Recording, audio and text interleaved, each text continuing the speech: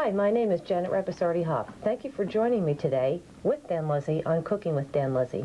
Dan, what do we have going in the kitchen today? Janet, I just woke up about 15 minutes ago, and you're going to start laying this on me? Gee. No, we're going to try, hopefully, four dishes we're going to try today. We're going to try a clams dish that we steam the clams in a zesty tomato broth, very underrated dish. We were going to toss a simple linguine marinara, just a little different take on that. We were going to do an eggplant parmesan with a little more emphasis on the eggplant and the breading that we coat the eggplant with rather than the sauce and the cheese, and a shrimp scampi that we also try to put a little different spin on. It's not served traditionally over rice or linguine. It's kind of a little sauce served with some crispy shrimp. Oh, that sounds interesting. Let's go on into the kitchen. Well, here we are in Dan's kitchen waiting for some more tasty surprises. Ready to go, Dan? Ready to go. Great. We were going to try a zuppa de clams. I feel like it's one of the most underrated dishes on the menu. It's, we merely poached the clams in a modified marinara sauce, and we just reduced the sauce, and as we're reducing the sauce, the clams pop open, and it's kind of a spicy clams dish, red sauce, spicy based type of thing. So I'll get that started. It takes a little longer for the clams to open up, okay? So we'll give that a start. Well, I said we were going to modify the dish in the sense that we have a little base that we're starting it with, and we're going to add a marinara sauce to it. Okay. See what right. This is celery and onion run through our food processor. It's a little nice base to the sauce. So we're going to put about a tablespoon of that in. We're going to put a little sweet butter, a little oil, and one other ingredient. We had some processed garlic. I just chose to food process this garlic because it dissipates into the sauce. I don't want to add too much because the marinara we're adding has a lot of garlic in it. Now, does that work better than chopped garlic or minced garlic? No, it's just different dishes. Different chefs have different ideas how to produce them, and I just feel that for this dish here, it just works its way into the sauce a little better. It's just a little smoother. Just a quirky thing, you know. Sometimes you have a reason, and other times you don't. But this does work itself in nicely. So we're just going to get this base started. We're not going to brown the garlic up.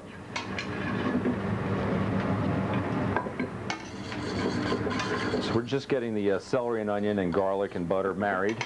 You can see it's kind of blended, and we're going to take a few clams. These are kind of medium-sized clams. Many people get all caught up with having petite little clams. I think the main thing is you don't want a bunch of big lunkers in there, you know. But I want something to bite on there. It's a little substance here. Are there a particular type of clam that you use? Yes, we ask for large little necks or small top necks. The cherry stones get a little larger, but some of the little necks are very, very petite, and some of the top necks are kind of glommy. So we want that in-between size here. While you want to enjoy the clams, the main issue here is the sauce. A little bread or bread with butter, depending, and the sauce is the main thing here. This really adds a nice zip to the dish. One of the tricks we use here, this fellow from West New York taught me how to do. Believe it or not, I hate to admit we freeze anything, but we freeze these clams. We've tried them a couple of different ways, and when we start the clams out fresh in this particular dish, by the time the clams open, you'll need to have them extracted from your teeth. They get very, very tough. But by having them frozen, you see the garlic starting to brown a little bit there? I got a little Vino Blanco here we're going to clear the bottom with. Maybe a touch more. Cheers. Whoa! My Lord, way to start the morning. Hey. All right, so we've added a little wine to the mix. We're going to take some of our marinara sauce, add it to it. We're going to take a little bit of crushed pepper seeds. We're not making this a Fra Diavolo sauce, but it just gives it that extra zip. A little white pepper. A white pepper.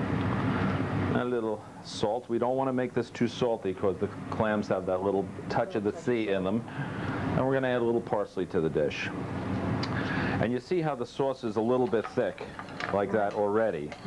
So what we're going to do, we have to reduce this. We're going to steam this down. So, and the clams will open and they'll re-liquefy the dish a little bit, but that's not going to be enough. What we're going to add to it to start with is a little clam juice, just to loosen that up a little bit, okay? So all we're going to do is put this on the burner here.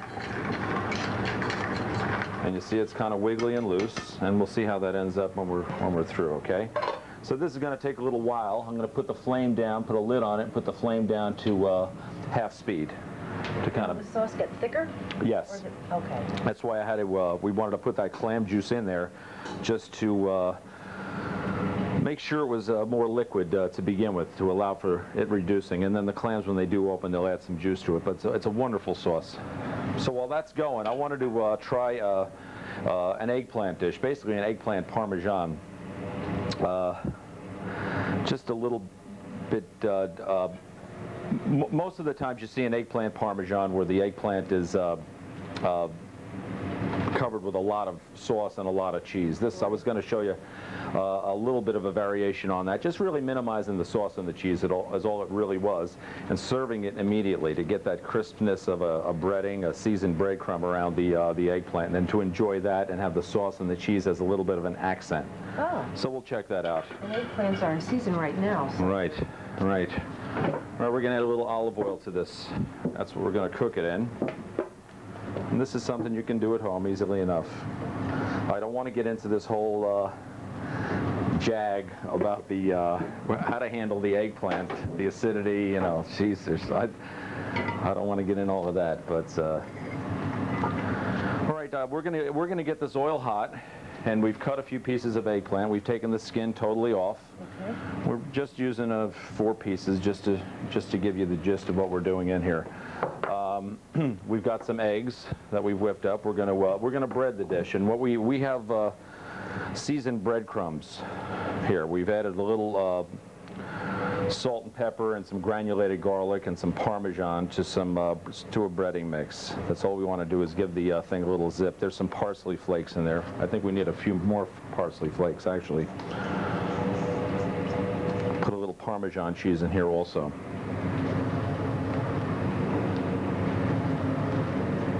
But basically, this is what's going to, the olive oil and the eggplant and this breading mix is what we want to make the dish to stand out, to be front and center. Not so much the cheese, all the cheese you get on that and the sauce. We just want to knock that back a little bit.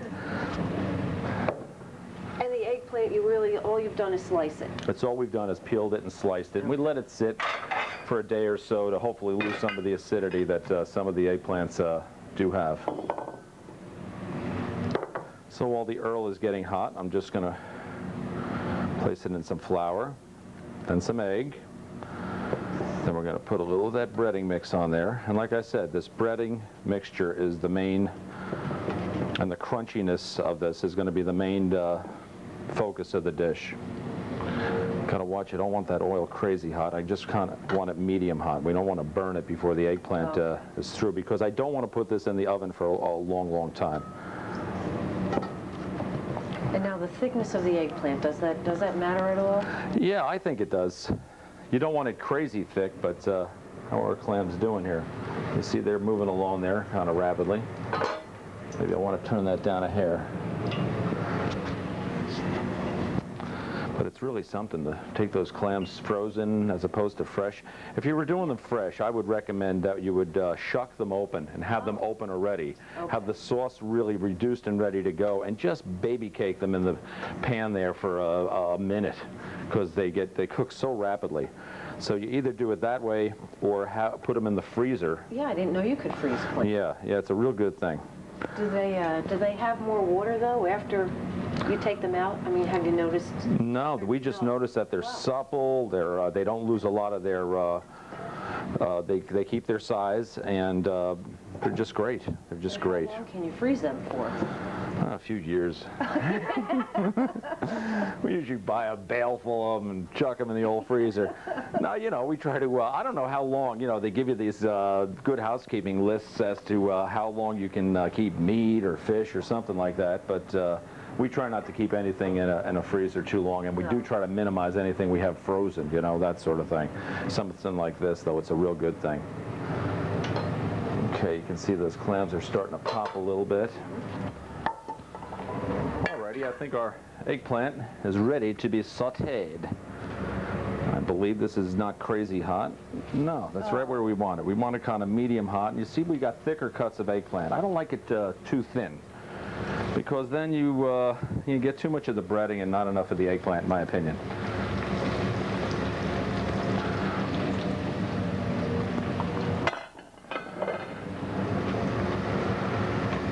So yeah, and the trick is seasoning the eggplant properly.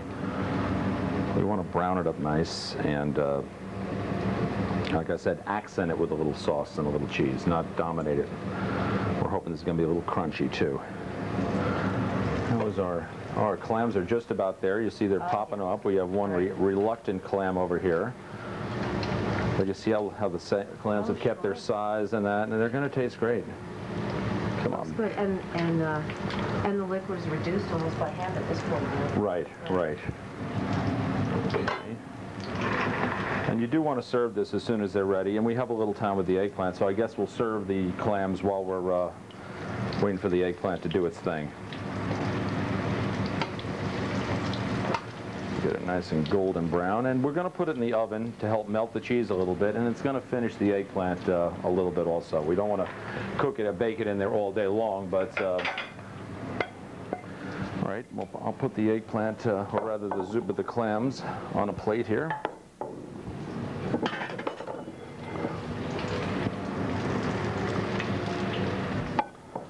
I guess the eggplant can hang for another moment. But this is such a wonderful dish to have with loaf of Italian bread. Oh man, I'm telling you, it's really zippy. If you like clams, it's a great dish. It's a great dish. But the celery and onion, garlic and oil base and that butter base is a wonderful thing for it.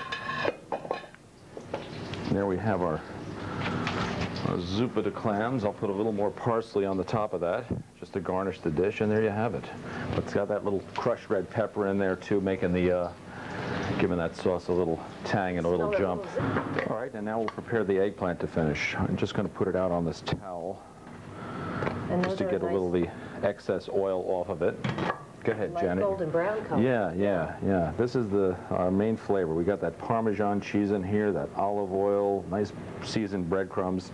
That's going to be the body of the sauce, of the dish rather.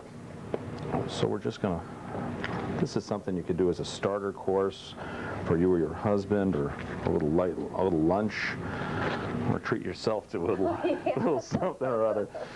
But right, forget about him, right? Heck with it. And we'd taken some of our marinara and we pureed it. All right, and so it's kind of not that pulpy tomato sauce that we had with the zuppa de clams, but we're just going to put a little line of this sauce over the center. Like I said, this sauce is just going to be a little accent to this dish. I've taken some mozzarella cheese and just shaved it with, you know, just a hand grater. And we're just going to put this basically on top of the sauce. Very lightly. Very lightly. Okay. Main thing is the eggplant. Usually you see so much cheese. Oh yeah, that's a big thing, the old cheese. Gotta have enough cheese or forget about it. All that cholesterol. Right. So we're just gonna bake this up a little bit, let the cheese and sauce do their thing, and we'll check on it.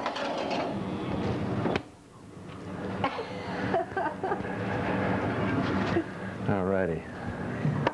Golf is winding down. Oh, please.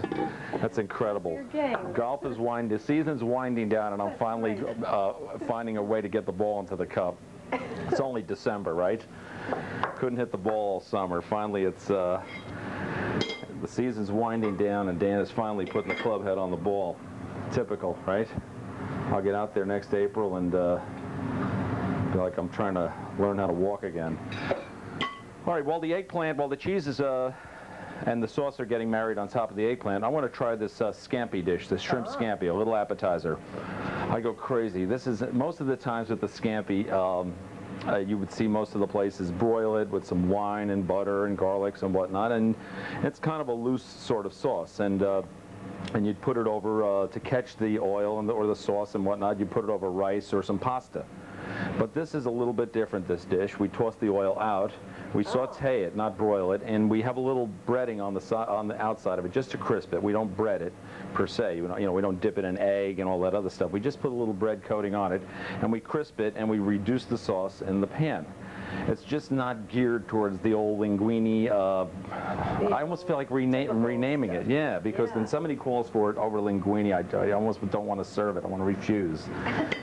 But we have to do what the public wants. But it's just more times than not, you go out and you get, that's how you have it. It's over something like that. So I understand, I guess, but it's the way it goes. We have some nice sized shrimp here. And we're going to use that bread mixture that we breaded the eggplant with. But we're not going to, like I said, we're not going to dip it in any flour or any egg. We're just going to dust it a little bit. Okay. All right, we're just going to dust it. Just gets it a little crisp on the outside. You see there's not much breading on there at all. Right. Helps flavor the shrimp a little bit. And now I notice rather than to place them flat in the pan, you're kind of placing them on the head and then turning them around. Is there a reason for that? Right. We're gonna. Well, that's where the meat of the shrimp is, and we feel like we can get the majority of the shrimp cooked in that position. So once we tip the shrimp over to cook it on the sides, we're basically just about done with the dish. We're just going to get it in there and out of there.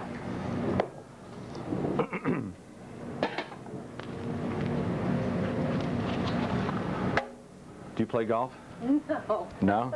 I've been Good. Don't bother. Don't. I've been out once this season. The heck with it. I'm telling you, it's a wacky game. It's a rewarding game, boy, but I'll tell you. I did almost as well as my husband did, and he's been playing for a long time. So what does that mean? Is that true, Greg, or what? What's going on there? She took you down, beat you for the cocktails. It was a fun game. I'd like to learn a little bit. Yeah, it's a nice game, but you know, you can get it can drive you crazy too. You know, one minute you're hot, next minute you're not, right? The main thing is to be more hot than not. More hot than not. Right. It's just like the shrimp right now. That's right. They're getting a little hotter. Right. Like... We're just browning them up. Just going to wait. We don't want to burn them, but we... once again, it's just like we've told our viewers when we're sauteing, when we turn the chicken over, or anytime you're moving something in a pan, if the noise level of the pan should go up, not down. Otherwise, I don't think you have enough heat, and you didn't get the pan to the proper temperature to drive the dish. Here you can see that we're turning that over. Right. I started this with a little more oil than I feel we need. I think I've only done that about 20 times now on this show alone. You only need a little bit of oil to get going, and once again, I've put too much.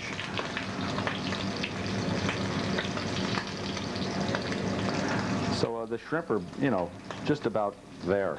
We left them on their the front side for a reasonable period of time. So we're just going to just brown them up on either side and finish them.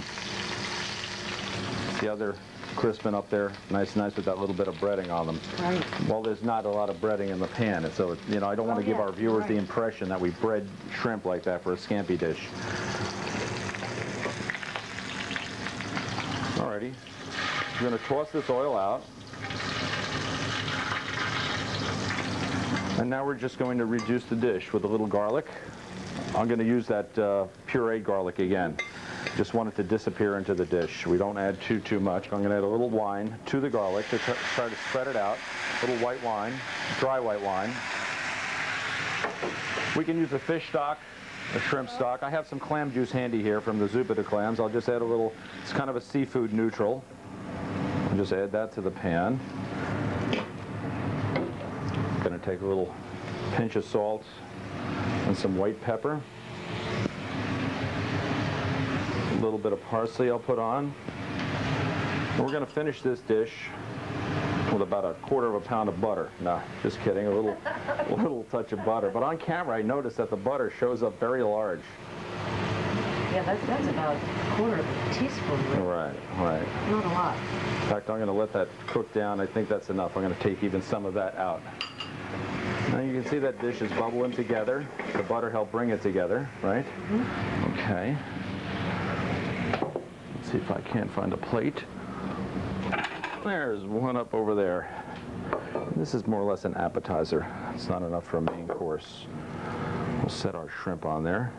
And you can see, touch the top of the shrimp there, Janet. See how it has a little crisp to it, that yeah, breading gave it. It's like a crisp, it's very crispy. Right, and you want to be the oil, the amount of oil, the temperature, and you can see that there's a little bit of the breading and help give the sauce some body also. Mm-hmm. All right. And we'll put a little parsley in the center, maybe a little tad more parsley around, but I just want to cry when this has to get requested over linguine. My mommy has even done that. I want to say, no, Mommy, don't do that. But Mommy can do whatever Mommy wants. That's our scampi.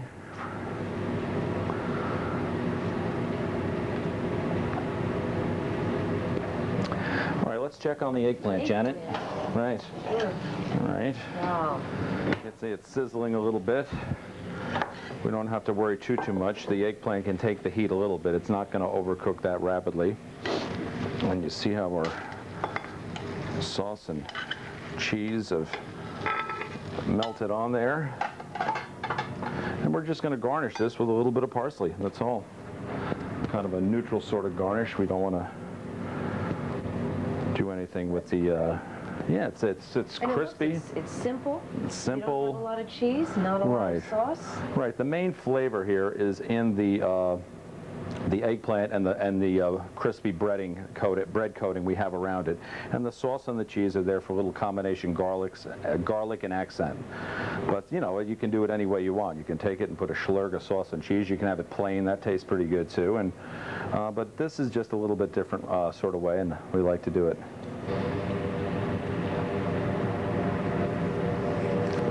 Okay, Dan, what's next? Well, I guess I wanted to finish the show with just doing a basic linguine with a marinara sauce, if you would. It can be a great, you know, you can make spaghetti and meatballs or serve it any different way you want, but a lot of times it's a nice side sort of thing if you made some chicken or some seafood or some steak, and if you do it properly, you can work it for a group of 6 to 8. And the way we wanted to show you how we do it here at Luzzy's, just to show you that we felt you could cook the pasta and get the cooking portion of it out of the way, kind of clean up a little bit, and just finish the linguine and have it taste real good. Just a little different spin we want to put on it. Basically, it's going to entail cooking the linguine about 3/4 of the way and sautéing it in a pan before you serve it. It really gets the cheese and the oils into it. It's wonderful. So we'll put the, we got some Berlin water here. Berlin water? Berlin water. A little Brooklynese. That's about a half a pound? Right. Okay. I'd say so, yeah. I've got about a half a pound. I don't think we're going to need it, and we'll just let that cook nice and al dente. Alrighty, I think that linguine is where we want it. You can see it's still got some body to it, some color, and yeah, it looks like we can work with it. We are going to finish it in a pan.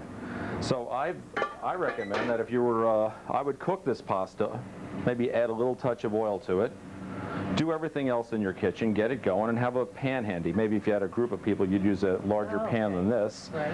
So, you know, you've got your pot washed, it's put away, maybe you got some hot marinara sauce over to the side, maybe in a pot, because maybe you'd want to top, if you had a group of people, you'd want to saute the pasta and then put it on your platter and take some of the sauce and dress the top of the pasta with it. But it really, putting it in a pan gives it some real nice zip.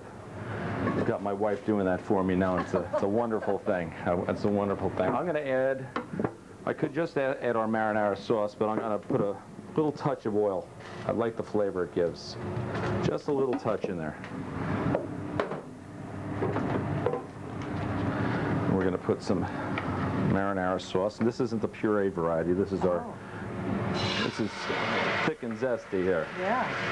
We're not going to put a lot in because, like I said, we're going to put a little bit on the top.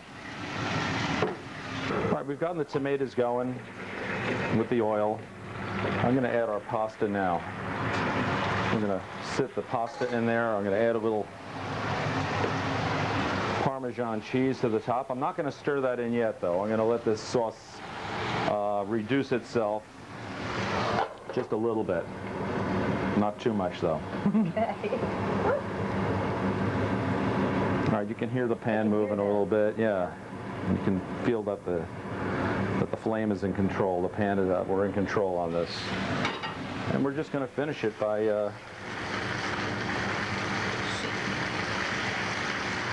stirring in the cheese. You got a little oil on there.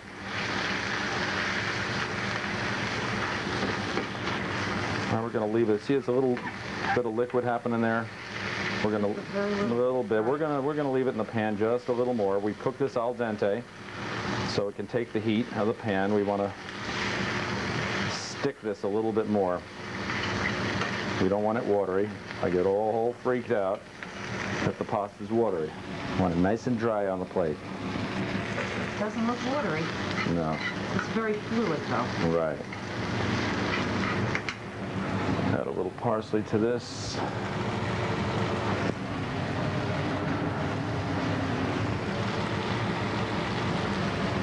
A little more cheese.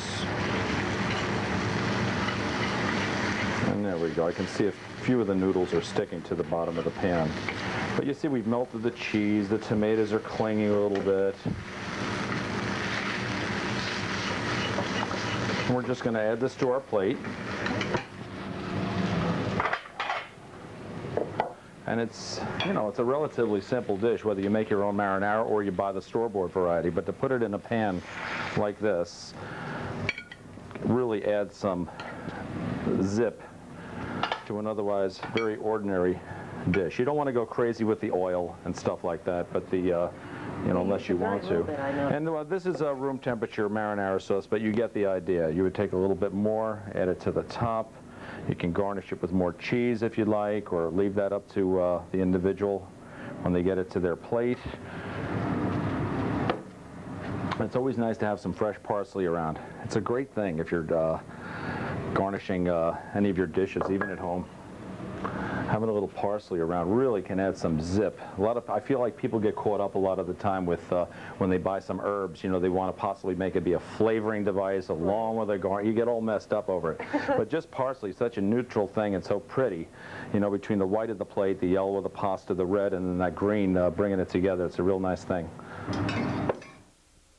Looking at all the delicious things we cooked, well, you cooked today. Let's just review that for our viewers. Alrighty, first we did the zuppa de clams, where we steamed the clams in a zesty tomato broth. We had that celery and onion and garlic base to it, and we added the clams. You remember how we did that. And we have our shrimp scampi that we don't attempt not to serve over linguine or rice. It's got that garlic white wine. We two-step the sauce. We crisp the shrimp. We have our linguine marinara that rather than just tossing the pasta in a bowl and adding the sauce to it, we took the time to put it in the pan with a little olive oil and Parmesan cheese. And we have our eggplant Parmesan, where we had that seasoned breadcrumb mixture. And this eggplant dish, as we told our viewers, we try to emphasize the breading, the olive oil, and the eggplant with just a little accent of the sauce and cheese rather than the more traditional mound of sauce and cheese you see so many times. Just a little bit different take on the eggplant Parmesan. Well, everything looks great. We're ready to eat. And for our viewers, thank you very much on Cooking with Dan Luzzi. See you next time.